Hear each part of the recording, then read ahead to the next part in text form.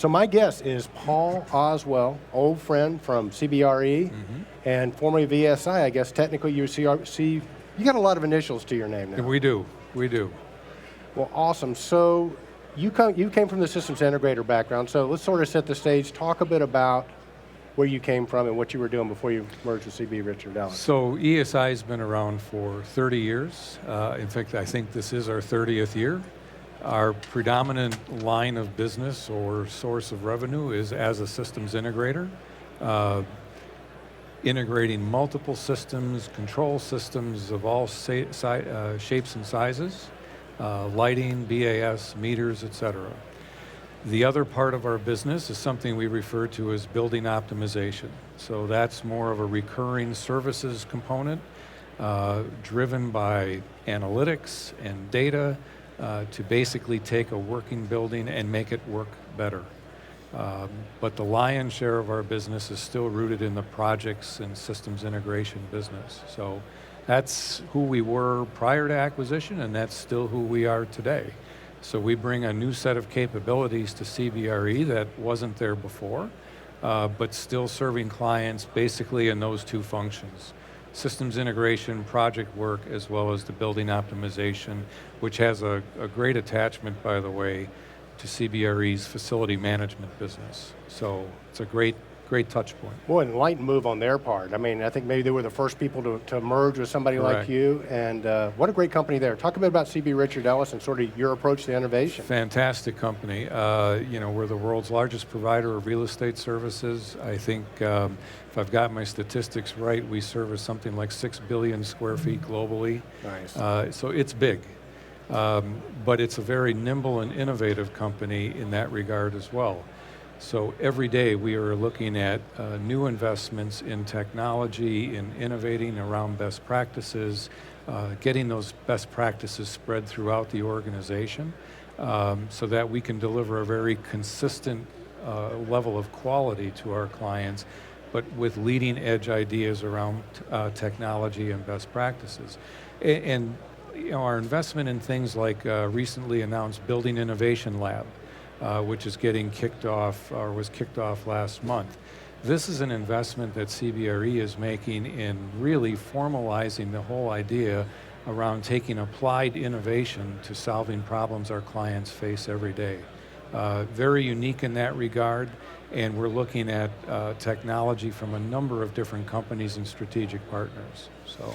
Well, talk about it. It's like innovation is almost a differentiator, if you will, because the real estate market, like everything else, is very competitive, and it sounds like CB Richard Ellis is really using that to innovation to what? Save money and at the same time improve the customer experience? Yeah, I think it is. I mean, I think our clients are demanding more too. I mean, our clients are saying, look, how do we do this better? And as you know, Eric, you can't sit still and get better, so you've got to find new ways of doing things. Some of that's rooted in technology, some of that's simply rooted in new processes and workflows. Either way, you've got to constantly have an eye on this idea around innovation. And more than just saying the word innovate, though, is you've got to have people that can support that idea. You have to have processes and business practices that support that idea as well. And as an example, one of the things that we've absolutely laid down as a foundational element of our Building Innovation Lab and our innovation practice is remain technology agnostic. That's one of the foundation blocks, because we know that while there's a lot of great technology here and elsewhere, there's no one solution that fits all situations. So having fluency in a number of different solutions, we think brings a higher level of value to our clients. So that's one foundational element. And the other one is that with the work we're going to do in the Building Innovation Lab is not theoretical. This is applied work. It's taking stuff that is real world problems today and coming up with viable solutions for that. I'll tell you, I think it makes a lot of sense because innovation's a slippery beast, right? I mean, you look around here and it's just so tempting to reach out and grab the next shiny object, right?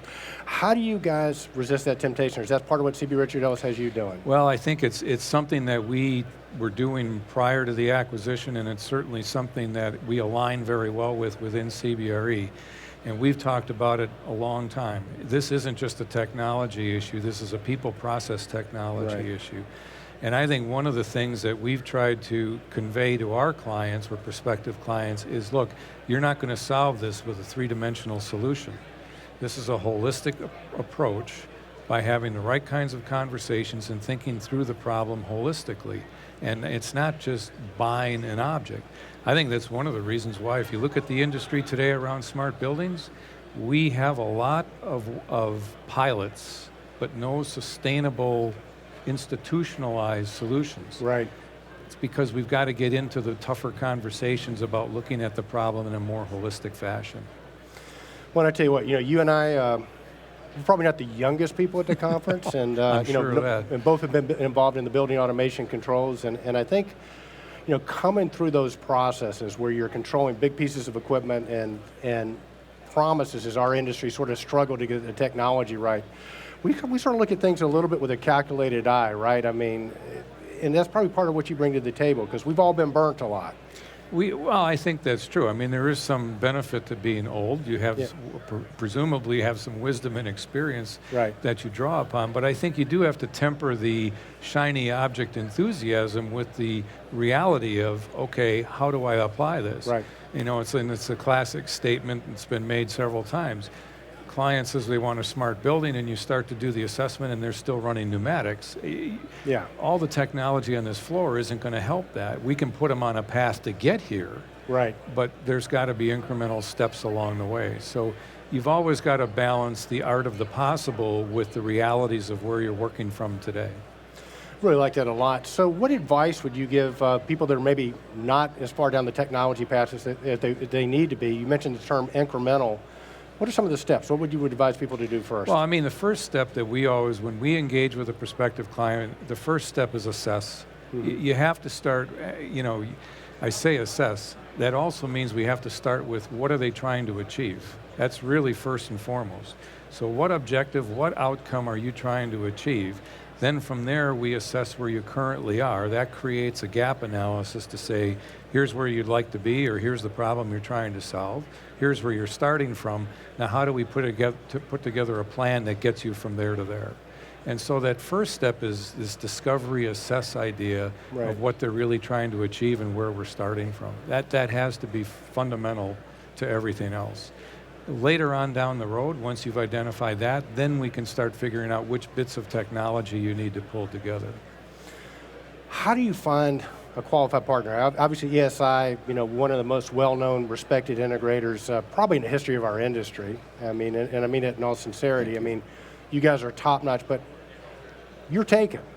How does everybody else find an integrator of your caliber? What should they be looking for? What questions should they be asking? How do they find them? Yeah, I mean, I think there's lots of different ways you can engage resources around here. I mean, part of it is coming to conferences like Realcomm IBCon. Yeah. This is, I think, our 7th or 8th year, and I don't know of any other event in the industry that brings together the resources, the quality of resources that this event does. So somebody looking to get started or looking to understand who they could turn to could do not any better than coming to an event like this.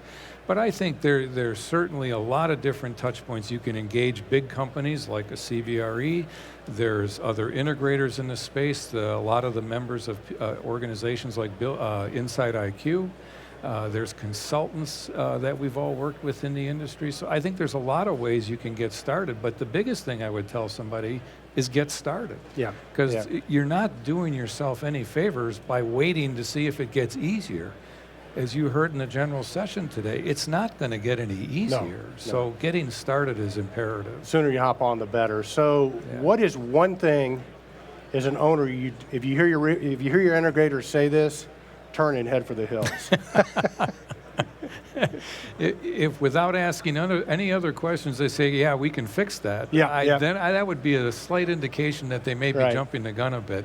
I think you just want to avoid anybody who's coming to you saying, hey, I've got one of these, are you interested? Because that's not what it's about. And you typically don't want to be the first person testing a new technology out either. Correct. Nothing wrong with being leading edge, but maybe not bleeding edge. Right. Yeah. So speaking of all the shiny objects, you see anything in particular that caught your eye around here? You know, unfortunately, due to the schedule, I haven't had a chance to walk around too much, so I'm hoping to do that this afternoon and tomorrow. But I hear from some of our folks that it seems like we've got more people here this year and more new companies that we haven't heard of before.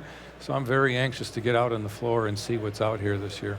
There's some really cool stuff. And I tell you what, I concur with you. This is a conference you definitely want to come to. I mean, if you're a systems integrator, where else can you come and not only get educated, Yeah. but at the same time rub elbows with people that are going to be potential customers that are here because they're interested in the latest technology. Yeah, it's the right combination of clients looking for solutions and certainly solution providers and industry experts that know how to deliver that.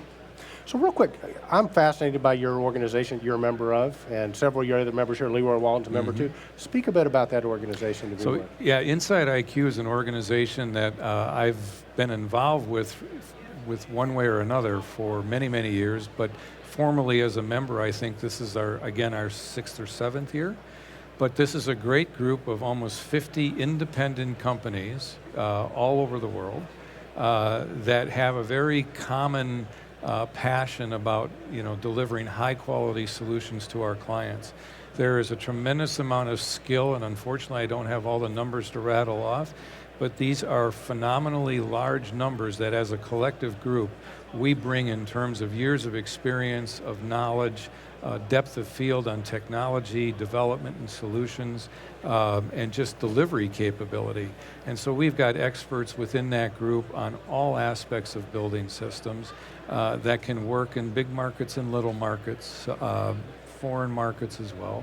So we're very proud to be part of the Inside IQ organization, and we as an organization leverage each other within that organization to help deliver solutions for our clients. I'm saying you guys hold each other accountable. You guys come and do a deep dive on each other, yeah. and I think that's probably another thing you really want to look for is, how's that integrator improving? What's their plan for improvement if you're going to be in? Well, and we talked about it yesterday at the Integrator Summit. One of the questions that seemingly does not get asked enough, but ought to be, is what's your level of talent development and talent investment? Yeah. Because at the end of the day, the solutions that we all provide are 100% related to the quality of the talent we have. Yeah.